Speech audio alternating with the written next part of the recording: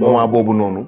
maa ngi gis ngay woote lan moment boobu xanaa da nga doon laaj yeneen adversaire. waaw yeneen adversaire boobu la première souffle bi di soog a génn yëguma dara sentiruma dara sama yaram di soog a tàng pour man bu beneen adversaire amoon damay woote waat ne keneen na ñëw ndax loolu lañ tàmm ñun dañuy dem làmb mu doon 64 lutteurs nga bëre daan kenn gis ñeneen ñi di préparer nga ne leen nii na keneen ñëw mu gaaw. ndax da ngay bëgg bëre waat vite fait pour wane waat sa bopp. mais sa problème ak Casse la machine lan la. Casse la machine yéen ñaar aéroport ci biir oto bi ngeen commencé di tëkkuwante. te ñu ngi soog a gisante c'est la première fois que vous voyez. waaw.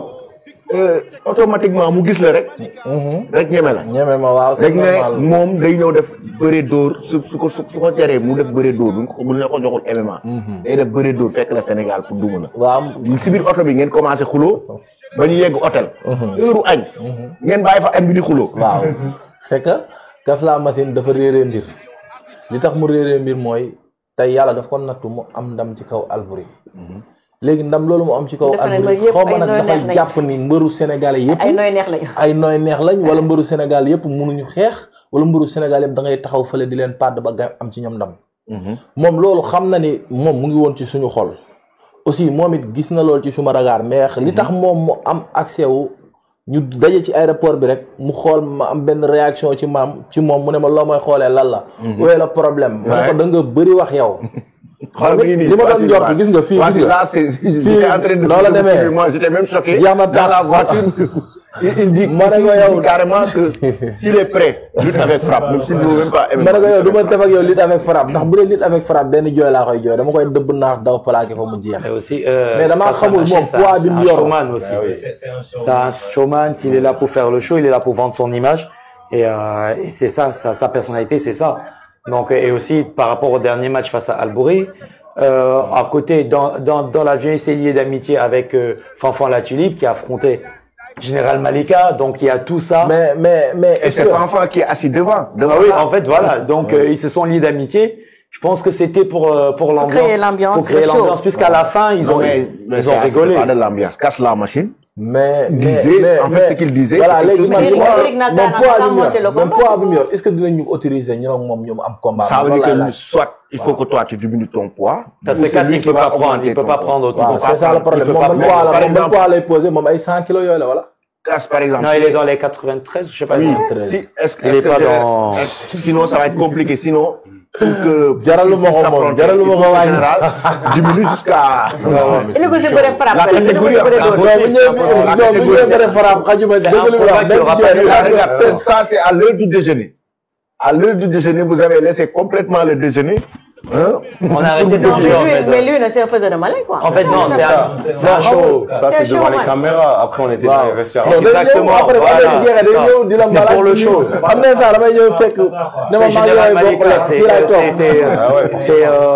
C'est Casse la machine. C'est comme ça qu'il est. Que même dans ses combats de Muay Thai, il arrive en Thaïlande, il va faire la même chose avec le champion de Muay Thai. Il s'en fout qu'ils comprennent le français ou pas, il comprend le mandarin, il s'en fout. C'est pour faire son show, c'est comme ça qu'il est. Mais yow tey jii nii bu fekkoon nekk par exemple tolloo ngeen. Mais ce serait intéressant de les voir. ngeen ñaar bu ngeen daje woon day nekk combat bu neex. waaw non man sax lii nii xam naa ni muy demee nii. ci làmb la rek ndax man déjà yii nii dama cee gaaw énervé. mais xam naa ni comme c'est la première fois mooy ñëw nii. bu gaaw énervé nag non mais non déglu ma li nekk si man laay wax bu doon làmb bu doon par exemple làmb. def nañ ko combat jooni jooni moom laa wax MMA la.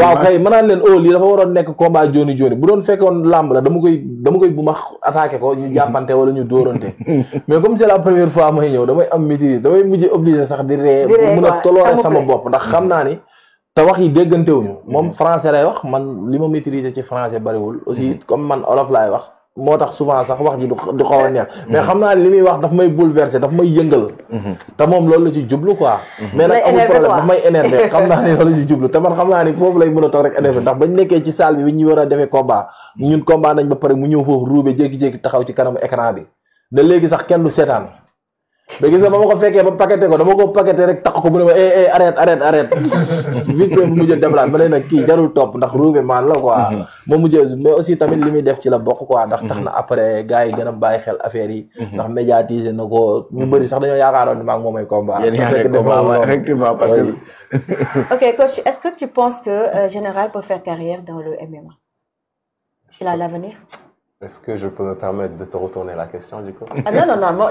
Moi, je suis là pour poser des questions. Donc, et c'est à vous de répondre. Oui, je pense. mais question yi lay posé am nga ci wàll. Yo, Général, est-ce que la pose question? Parce que tu l'as posé question. yow journaliste nga ñun ay athlète lañ yaa ñu débuté petit ba grand yow mii xool Général mii dugg fii di def combat xoolal xam ne ndax. mais ce coach là waaw sama coach moom maîtriser na ma xam ne mais yow loolu nga gis am naa ci avenir wala aw ma ci avenir. man waruma. mais dañ lay jëlee laaj bi ci la bokk. Oui, non, franchement, oui, on travaille pour, donc sinon on serait pas parti à Lomé. Okay. Mais clairement, on y croit à 1000%. Voilà, c'est pas un one shot, c'est vraiment un projet. C'est un projet long terme. qu'on a eu avant même Eric Favre, Okay. et qu'on a eu à démarcher justement. c'est la catégorie surtout. C'est la catégorie des poids lourds. Ça peut aller vite. Donc c'est une catégorie qui se fait rare, quand même dans le MMA. Donc c'est une catégorie très rare, c'est-à-dire poids lourd, super lourd. Oui, moins en moins. Poids lourd, super lourd dans le MMA, c'est une catégorie rare. Ça veut dire qu'un poids lourd, par exemple, peut avec avec 3 combats, 4 combats, il peut directement aller loin parce qu'il va affronter des champions. Il y a moins de monde, voilà. Plus il affronte des champions. Parce que les poids lourds, d'habitude, c'est des gars quand même qui On sont a plus de 120 kilos, donc voilà, on a plus de 120 kilos, c'est des champions. Ouais. Aujourd'hui, c'est quoi la prochaine étape? Bon, là, la prochaine étape déjà, casse la machine.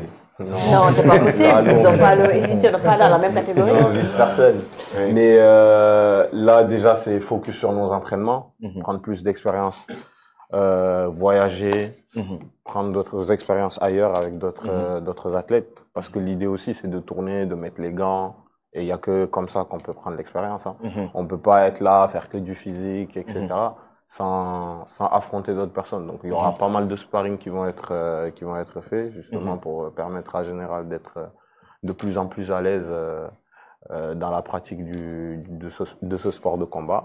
Et puis derrière, s'il y a des opportunités de combat, on réfléchit ensemble et puis on y va quoi. Général, gagné nga sa combat, yeneen combat yi naka nga ko doon dundee par exemple combat Tafsir bu Petit Lo bu Tapha Tine sa yeneen compatriotes sénégalais yi moment bi ñuy combattre yow naka nga doon dundee moment boobu naka nga doon dundee yeneen combat yi. waaw ñun Petit Lo moo njëkk a combat ndax moment bi Petit Lo di combat après maa ci war a topp. yaa ci war a topp. maa ngi waroon nekk foofu di SFA wu.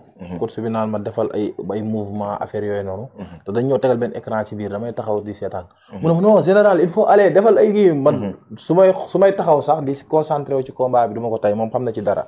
damay mujj obligé non SFA wul mais du ma mën a SFA wu ndax péréction. damay toog taxaw concentré wu di seetaan. ba Petit Lo am ndam ma soog a soulagé.